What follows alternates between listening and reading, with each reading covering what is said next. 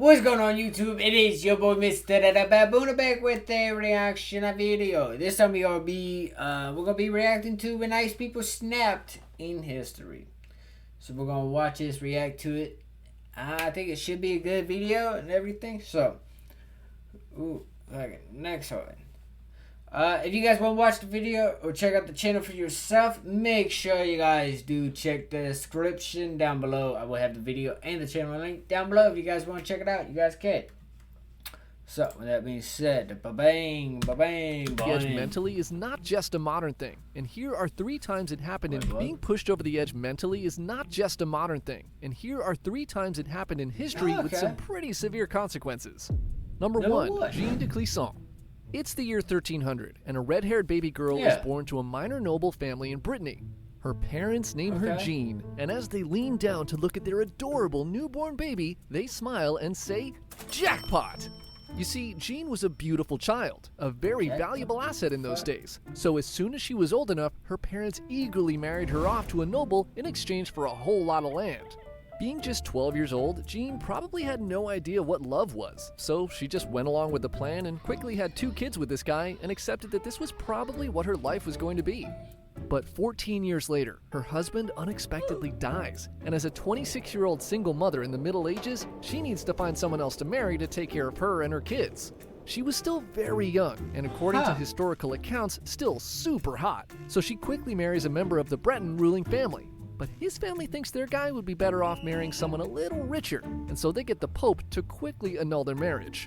Jean then meets and marries another Breton noble named Olivier de Clisson, and this time the vibes are completely different. Against all odds, in a time when marriage between nobles was usually just political, Jean and Olivier fall madly in love. They go on to have 5 kids together, and life is perfect. A loving husband, beautiful children, wealth and power. What more could you want?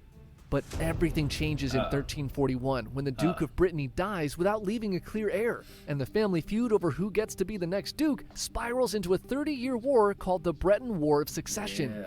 The kings of England and France both rubbed their hands together, spying an opportunity to ensure the new duke would support them in their own 100 Years' War. So the English support John of Montfort, the half-brother of the duke, while the French supported his niece and her husband Charles de Blois. Jean and her husband choose to support Charles de Blois and side with the French and their king, Philip VI.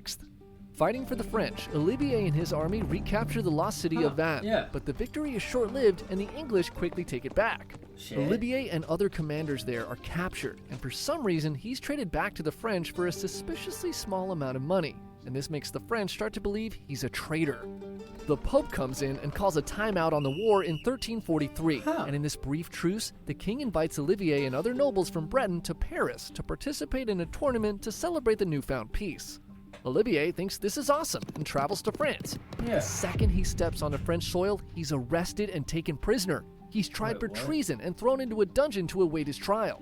Back in Britain, Jean finds out about this, rushes to Paris, and desperately tries to get her husband released, even going so far as to bribe the king's sergeant, but ultimately fails. Olivier's given a sham trial, and in August, he's marched out to the town square and publicly beheaded. His body's then hung up in Paris, and his head was shipped off to Brittany to be displayed on a spike. Horrific for anyone, but for a noble to be treated like this was the ultimate disrespect. In Brittany, Jean brings her 2 youngest sons to look at their father's severed head. She forces them to stare at their father's pale, lifeless face that is now weeks old and is rotting and covered in a swarm of flies. Inside, she boils with rage and refuses to let her children look away. They must understand that the king must pay. And so, at the age of 43, Jean decides to dedicate the rest of her life to making the rest of King Philip's life a living hell. Wix. One platform, any website. Unlimited creation. She breaks all ties to France and sells off her entire estate. Land, jewelry, anything and everything she owned of value, and uses the cash to raise a small personal army. She arrives at Château de Tuffeau, a castle controlled by the French loyalists. She weeps loudly at the castle gates, asking for the men to allow a heartbroken widow entry. The commander of the castle looks down and recognizes her as a noble who supports Charles de Blois and opens the gates. Once the gates are open, Jean's army reveal themselves and storm into the castle. The castle garrison is caught off guard, and Jean orders her men to massacre them all. She spares just one man and gives him instructions to give King Philip the regards of Jean de Clisson. She continued to sack castles along the northern coast with her personal army, and eventually she buys 3 warships, which she paints black and dyes their sails blood red. She names her flagship My Revenge, and essentially becomes a pirate.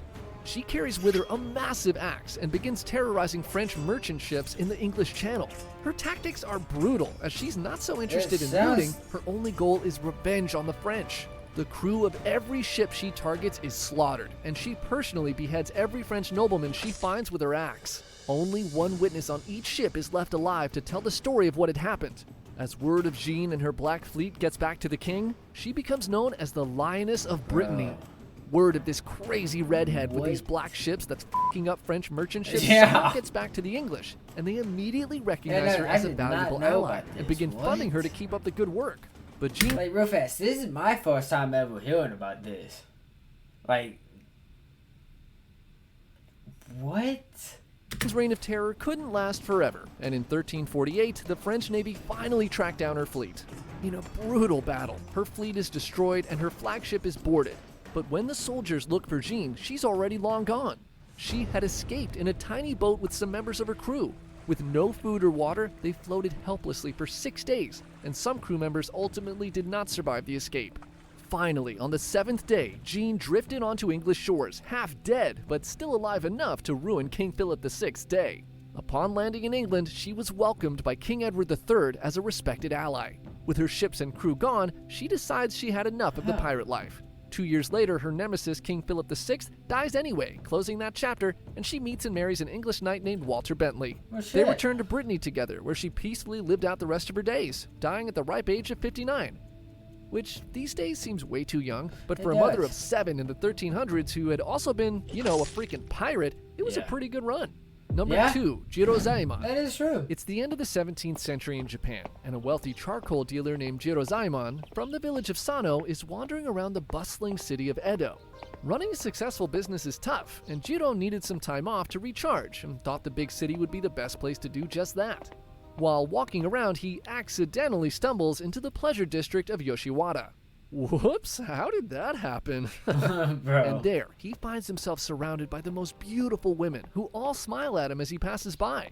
Jiro cannot help but stare back in awe and wave sheepishly, as this was something he was totally not used to.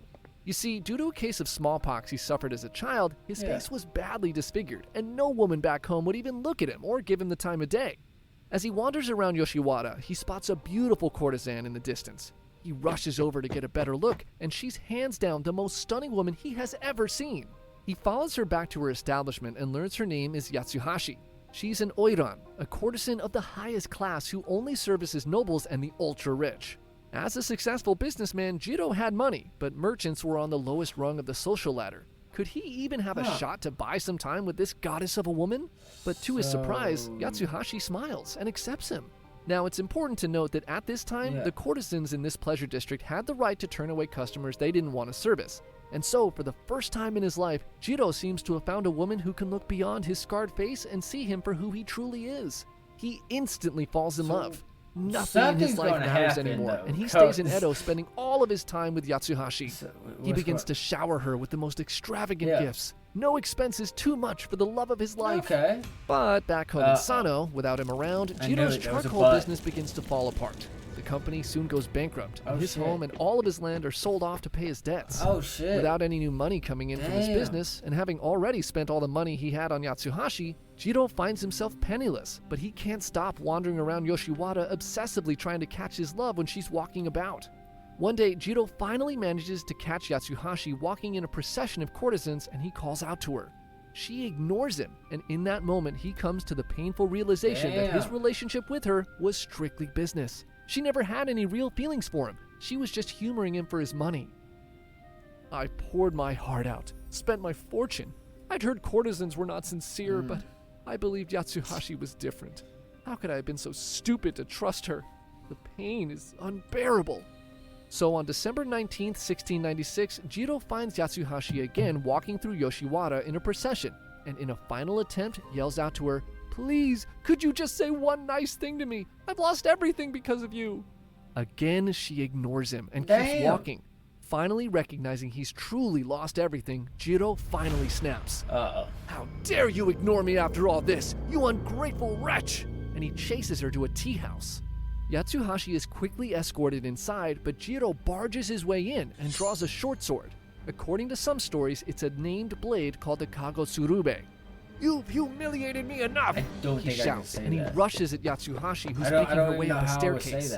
He lunges at the woman he once thought to be the love of his life, and with a single stroke, slices her in half. Her legs and waist tumble down the staircase while her hands grip its railing. Jiro runs up the stairs past his former lover and onto the roof, attempting to escape.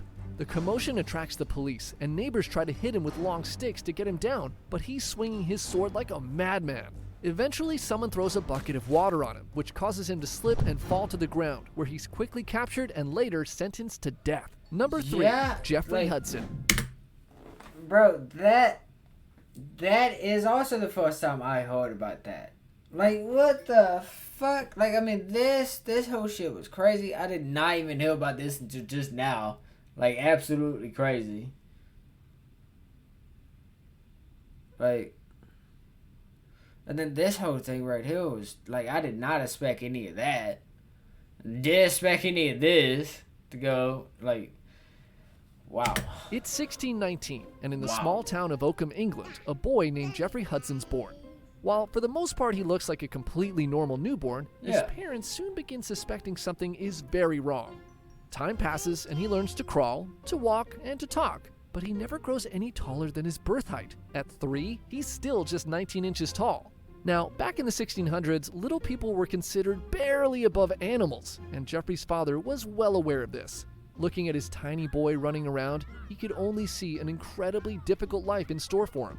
What would happen to little Jeffrey when he and his wife passed away? Who would take care of him? Luckily, due to his job as the keeper of the baiting bulls for the Duke of Buckingham, Jeffrey's father saw one path that could possibly give his son a somewhat respectable life. So when Jeffrey turns 7, his father brings him to the Duchess of Buckingham and presents him as a gift. See, little people, or dwarfs as they were known back then, were often collected by nobility as curiosities that were used to entertain guests. Jeffrey was blessed in the sense that though he was small, he was perfectly proportionate with no deformities or disabilities. He was, for all intents and purposes, just a little person. The Duchess stares at Jeffrey like she's seeing a shiny Pokemon in real life and immediately accepts him, and he joins her court. Now, around this time, the Duke and Duchess were expecting a visit from the King and his new French bride, Queen Henrietta Marie, and they thought that Jeffrey would be the ultimate surprise and delight for their dinner guests. At the banquet, a large pie is placed on the table in front of the royal couple.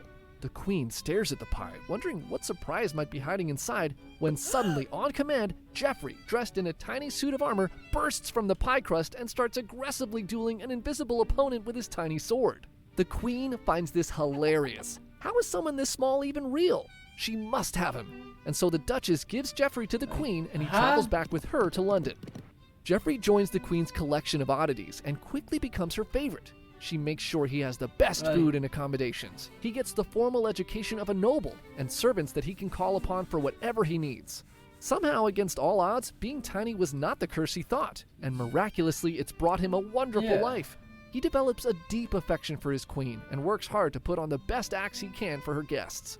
His hit routine was one where he partnered with one of the Queen's other curiosities, a man named William Evans, who was a giant that stood over 7 feet tall. At dinner parties, Evans would pull out a loaf of bread from one pocket and then pull Jeffrey out of his other pocket, who would then cut the bread and serve it. Jeffrey was given the nickname Lord Minimus, and though he initially enjoyed the spoils of the royal life, he slowly became resentful of the golden cage he had found himself in. He realized that no matter how educated he became or what skills he worked to acquire, he would always be treated like a joke and never truly accepted as an equal by anyone. But in 1642, Jeffrey found himself with the opportunity of a lifetime to prove he was more than just a court jester. See, while Jeffrey had been busy making nobles laugh, the Queen's husband, King Charles, had been busy alienating the entire parliament of his country. Charles believed he was God's chosen monarch, and rather predictably, this point of view was badly received by nearly everyone. And so by 1642, a massive civil war broke out. Supporting the king and his queen, Jeffrey fought to take a more active role in the war. He pleaded with the Queen for an official position in the Royalist army, arguing that he was an expert horseman and a crack shot. The Queen eventually gives in and appoints the now 23-year-old Geoffrey to captain of the horse. While many in the court saw this as a joke, Geoffrey didn't care, and he took his new job and new title seriously. But in 1644, before he had any real shot to prove himself a man beyond his inches, the Royalists were clearly losing this war, and the Queen flees to her homeland of France, bringing Geoffrey with her. In France, court life resumes in much the same fashion as before the war, but Geoffrey has no intentions of returning to the life of an oddity. He was now Captain Geoffrey Hudson. Lord Minimus was gone, and he made it clear to everyone that he would not tolerate any further mockery. Any man who insulted him would pay with his life.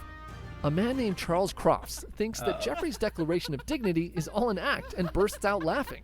No one knows what Crofts said to Geoffrey, but it pissed him off, and he challenges Charles to a duel. Still laughing, Charles accepts this challenge from the great Lord Minimus, thinking this is all a part of a joke that will have a huge punchline in the end.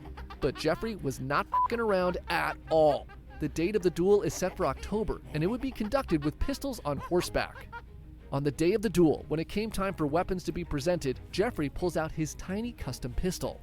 Crofts snickers, reaches into his pocket, and dramatically reveals a squirt gun, earning applause and laughter from the crowd.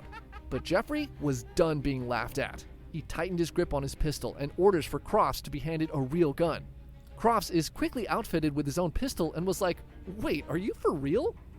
The two men then mounted their horses, ride to a distance, and face each other. Like it. The signal is given, and they each charge forward. Crofts fires first, missing Geoffrey's small frame, and with laughter from the crowd echoing in his ears, Geoffrey raises his pistol, aims, and fires.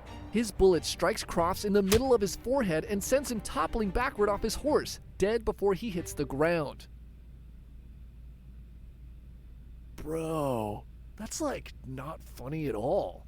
The crowd is shocked into silence. The Queen's dwarf has just murdered a noble. By this time, dueling was illegal in France, and Geoffrey was quickly arrested and tried for murder. He's saved at the last possible moment by Queen Henrietta, who negotiates for him to be exiled instead of executed. And so she and Geoffrey say their final goodbyes, and he sails off from France. Geoffrey soon learns just how good life was, being laughed at as one of the Queen's curiosities when he's quickly captured at sea by Barbary pirates. He's sold into slavery and spends the next 25 years as a slave in North Africa. He finally escapes and makes it back to England just in time for a severe anti-Catholic purge, and is thrown into prison for 2 years for being Catholic. He eventually is released and dies just a few short years later in 1682, penniless, and is buried in an unmarked grave. Now, this is all super depressing and all, but there is a conspiracy theory that this record of being captured by pirates is actually not what happened. See, Geoffrey made a surprise appearance at Queen Henrietta's funeral in 1669, leading some to suspect that the Queen safely hid him away the whole time. For low price. Well, shit. Bro, if that is true, I never would have thought about that. And then, I mean, if he was seen at the, you know what I mean? That it's possible, right? It's possible that that did happen, or the other thing happened. I mean, I don't know. It is interesting to learn about, though, I will say. It is definitely pretty cool to learn about. Well, that's going to do it for this video. If you guys want to watch the video for yourself, or look at the channel for you guys yourself, definitely go check out the channel. The channel is really good. I enjoy these videos that, you know what I mean? Definitely go check out the channel. Check out the video, all that good stuff. I will have those down below in the link. Both of those links will be down below in the description. If you guys want to watch it, that's going to do it. Hopefully you guys did enjoy. Positivity is key. Motivation is key. Happiness is key. I'll see you guys in the next video. You guys stay safe. I'll see you guys in the next one. Watch out for each other.